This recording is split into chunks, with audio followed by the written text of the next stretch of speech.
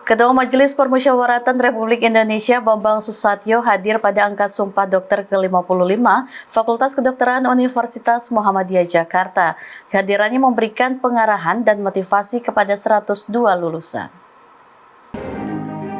Angkat sumpah dokter Fakultas Kedokteran dan Kesehatan Universitas Muhammadiyah Jakarta menghadirkan Bambang Susatyo untuk memberikan pengarahan dan bimbingan kepada 102 lulusan.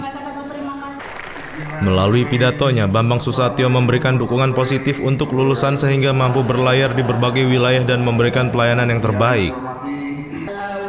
Dirinya menegaskan bahwa menjadi dokter merupakan hal yang sulit karena harus melewati tantangan saat ini.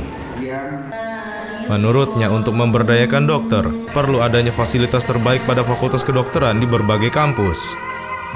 Ada juga yang bilang bahwa dokter-dokter kita itu kualitasnya kurang. Sebetulnya tidak, justru dokter-dokter kita tidak kalah dengan dokter-dokter yang sebentar lagi akan membanjiri republik ini.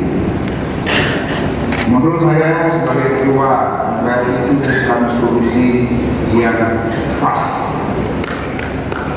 Solusi yang pas adalah peningkatan fasilitas sarana bagi fakultas kedokteran yang ada di kampus-kampus, kemudian diberikan bantuan subsidi, kemudian peralatan canggihnya diberikan dibebaskan pajaknya, dan seterusnya. Bayangkan sudah susah, bayarnya mahal, 1 miliar lebih, betul? Saya di Fakultas Ekonomi, ada di Politik, ada di Hukum, itu selesai sarjana hanya nggak sampai 100 juta. Jadi kalau pemerintah mengambil jalan pintas dengan mengundang dokter-dokter dari luar, karena dianggap mereka lebih canggih, lebih menguasai dokter canggih, itu karena kita yang salah.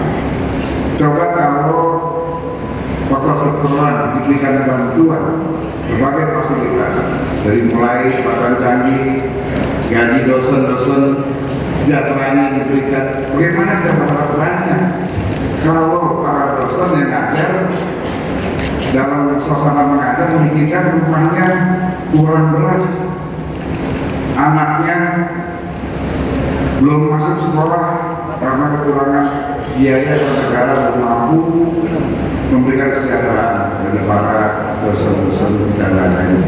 Lalu bagaimana dokter-dokter kita bisa bekerja dengan baik kalau peralatan canggihnya itu mahal karena dikenakan pajak sesuai dengan barang mewah. Sementara di luar negara untuk peralatan kedokteran dibebaskan pajaknya. Jadi sekali lagi harus ada keinginan pemerintah untuk memperbaiki ini semua. Kalau saya baca dalam rapat ini memang rasio dokter kita sangat kurang dan harus digenjot dan diperbanyak lagi. Namun lagi-lagi tadi persoalan yang mendasar adalah karena susah, mahal. Jadi nggak salah kalau tidak bisa disalahkan juga kalau kawan-kawan kita ya dalam melaksanakan tugas-tugas kuliahnya dia terpaksa untuk berbisnis. Dia boleh kan bisnis nulis resep obat A, obat B, besok dikirimin transfer, komisi. Ya itulah fakta-fakta yang ada. Lalu persaingan rumah sakit juga membuat para dokter ini ikut dalam bagian daripada komunitas atau otoritas bisnis yang mereka jalankan. Jadi sekali lagi saudara-saudara, saya ucapkan selamat saudara mencapai posisi hari ini sebagai dokter bukan yang mudah, perjuangan yang luar biasa. Para orang tua dan keluarga juga sudah berjuang kematian.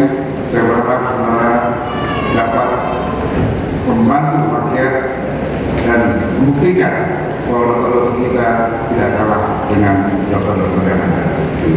Saudara, untung kita berada di 270 juta rakyat Indonesia. Rakyat kita banyak, yang sakit juga banyak. Sehingga kesempatan saudara yang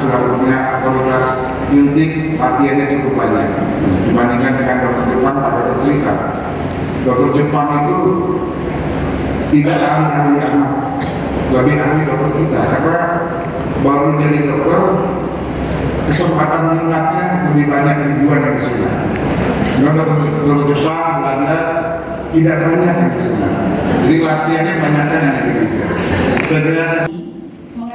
Indra Yonan memberitakan dari Tangerang Selatan, Banten.